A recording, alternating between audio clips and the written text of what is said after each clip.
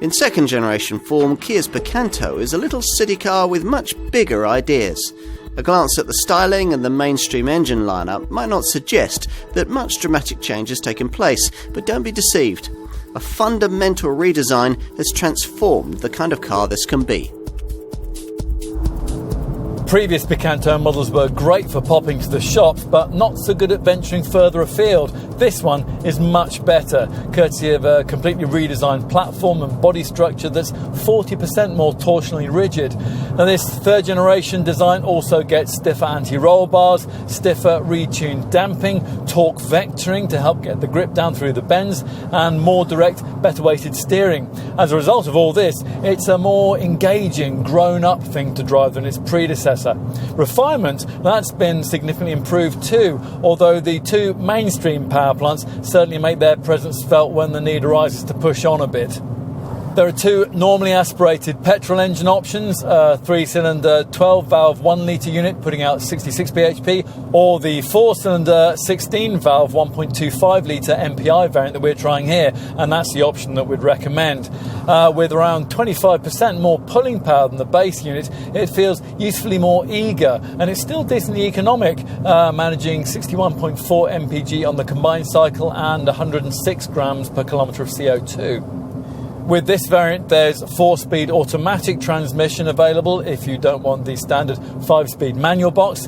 Now, the third Picanto engine option is the one to have if you can stretch to it. It's a 3-cylinder petrol turbo TGDI power plant that puts out 99 bhp and really does give this Kia a big car feel. This Picanto's small, says Gregory Guillaume, the Korean maker's head of European design, but someone forgot to tell it that.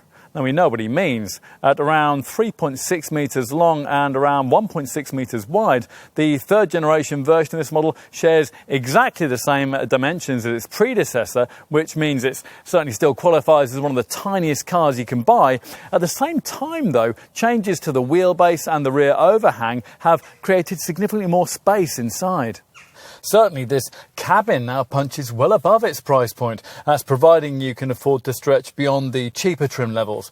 Now, true, some of the plastic used are still a little hard to the touch, but you would expect that in a city car. And anyway, everything's so nicely integrated that you don't really notice these unusual air vents vertically bookmarking either end of the fascia, and the dashboard divided into upper and lower sections by this satin chrome strip.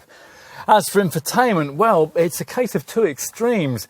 Unless you stretch to pricey level 3 trim or this flagship GT line S-Spec, you don't even get a DAB radio. But if you can buy in at the top of the range, you'll get, as standard, a class-leadingly sophisticated media setup that's able to put rivals to shame. And we've got that here. A 7-inch touchscreen which sits proud at the top of the dash, just like the monitor would in a BMW or a Mercedes.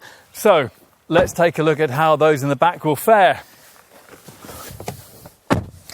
Once inside, you'll find a decent level of roominess for this class of car, providing you stick with the carriage of just a couple of adults. Finally, let's take a look in the boot. The size of this has been increased courtesy of a 10mm increase in the length of this rear overhang. Now, that doesn't sound like much, but what's been delivered here is quite a big step forward from what was on offer before.